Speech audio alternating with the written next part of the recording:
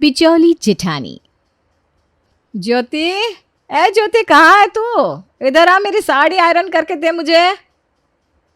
आ रही हूँ मम्मी जी। ज्योति भागती हुई छत से आती है। मम्मी जी, इनका टिफ़िन देकर करती हूँ, आपकी जाने से पहले करके दूंगी। ठीक है, लेकिन थोड़ा जल्दी करना बेटा। ज्योति का भागते भागते दिन बीत जाता है।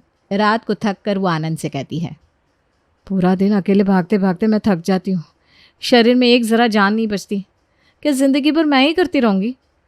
ऐसा थोड़ी ना है, जब तुम जेठानी बनोगी तब तुम भी ठार से रहना। जब बनूंगी तब ना, अभी तो मैं ही मर रही हूँ। प्रवीण और सूरज की उम्र हो गई है, दोनों में बस 1 साल का अंतर है। दोनों की शादी करवानी होगी अब। मैं तो सोच रहा हूँ एक ही साथ दोनों की शादी करवा दूँ ताकि खर्चा भी कम लगे और शादी भी अच्छे से हो जाएगी। नहीं तो दोनों की शादी में तुम्हें ही काम करना होगा। शादी में तो मैं काम कर लूँगी, तुम लड़की देखना शुरू करो, कम से कम मेरा आधा काम तो कम हो। ठीक है, मैं मम्मी से बात करता हूँ कल। अगले दिन आनंद अनुपमा से बात करता है। मम्मी क्या कहती हो, अब दोनों की शादी कर दी जाए? ज़्यादा लेट करने से लड़की मिलना भी मुश्किल हो जाता है। हाँ, शादी तो दोनों की करनी है। मैं सोच रही थी कि दोनों भाई की शादी एक ही दिन कर दूँ, एक बार में काम निपट जाएगा। अब इन हड्डियों में इतनी जान नहीं है। अरे मम्मी, तुमने तो मेरे मुंह की बात छीन ली।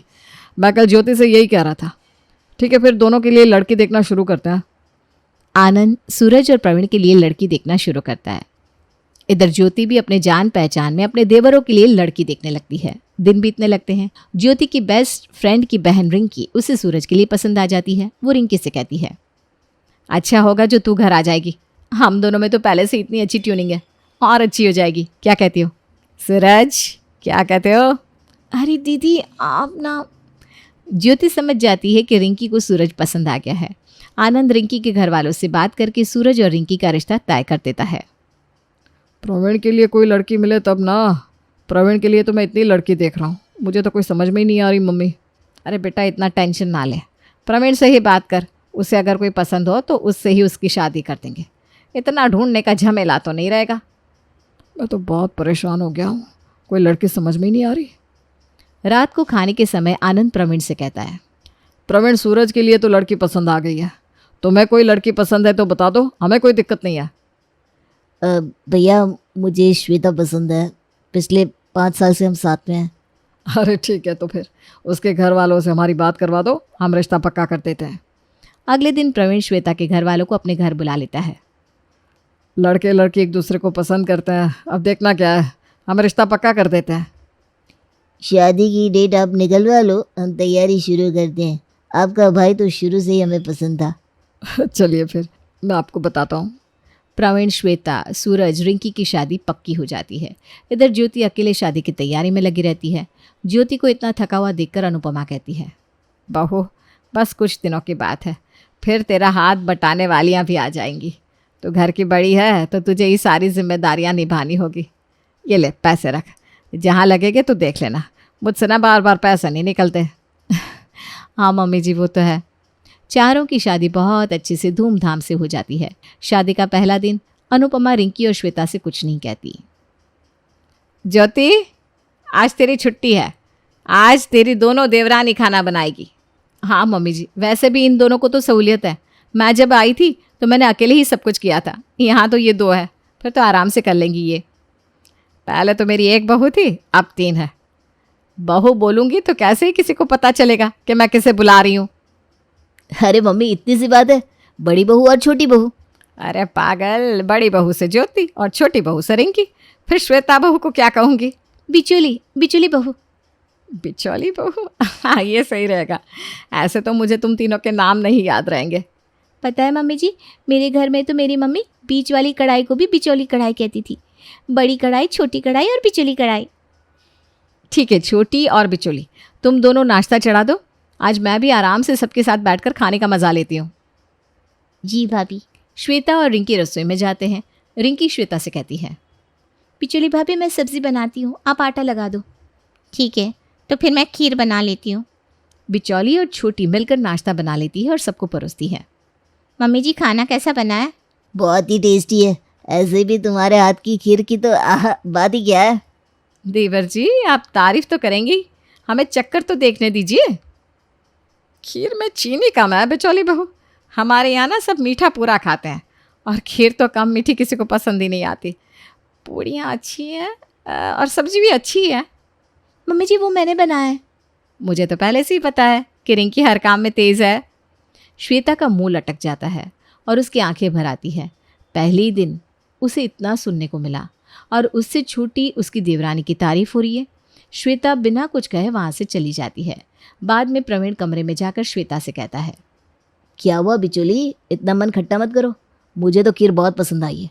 चलो हम बाहर चलेंगे मूवी देखने। नहीं आज नहीं, आज मेरा पहला दिन है। आज ही मैं चली जाऊंगी तो सब क्या सोचेंगे। फिर दोपहर और रात का खाना भी तो बनाना है।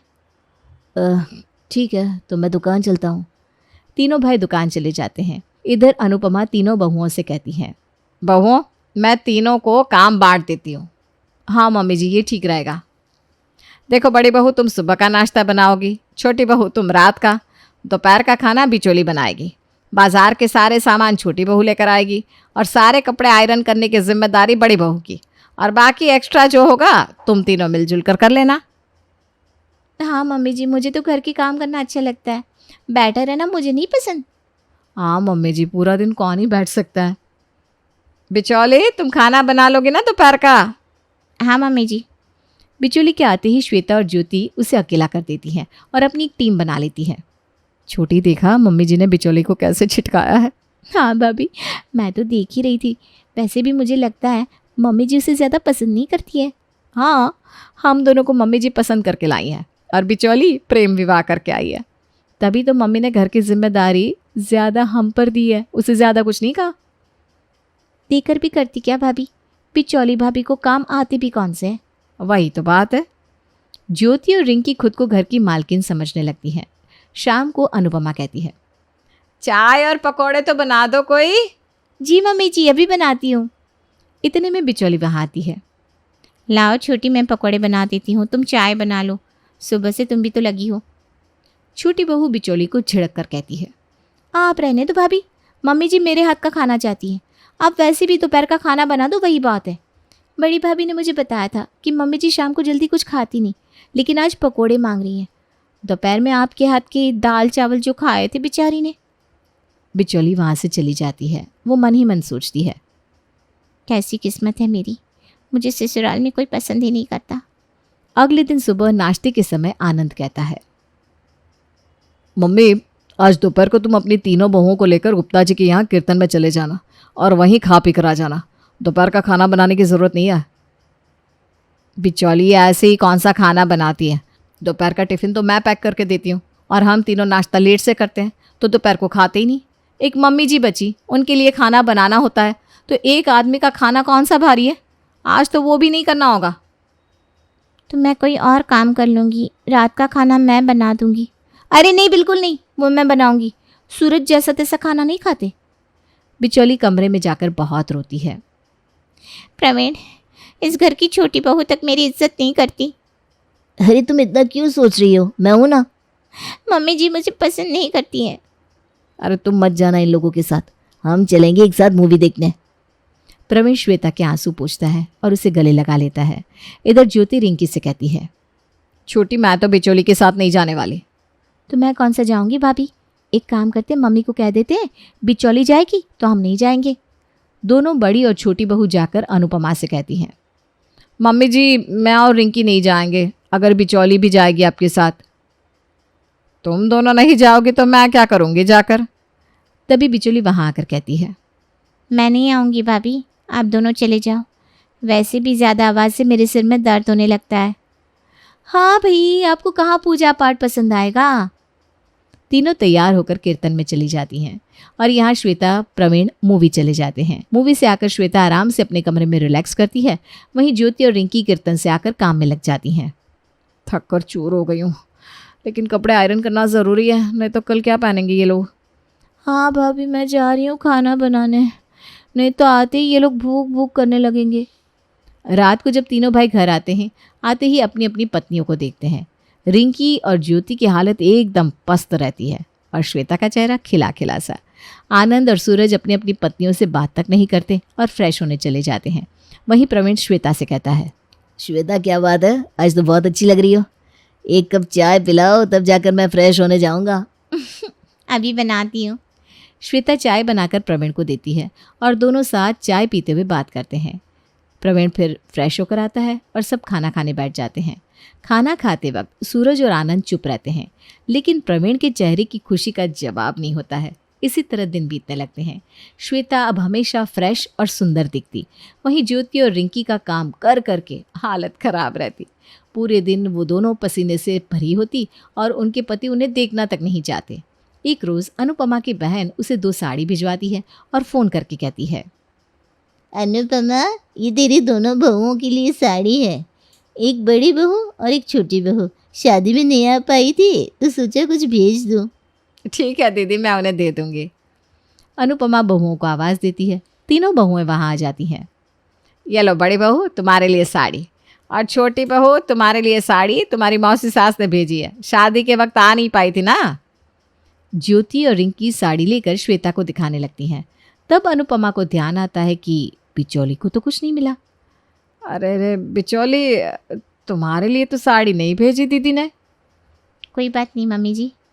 ज्योति और रिंकी एक दूसरे को देखकर हंसने लगती है और आपस में गुसर पुसर करने लगती हैं। मौसी जी ने हमारे लिए सामान भेजा है, इस बिचौली के लिए नहीं। हाँ भाभी।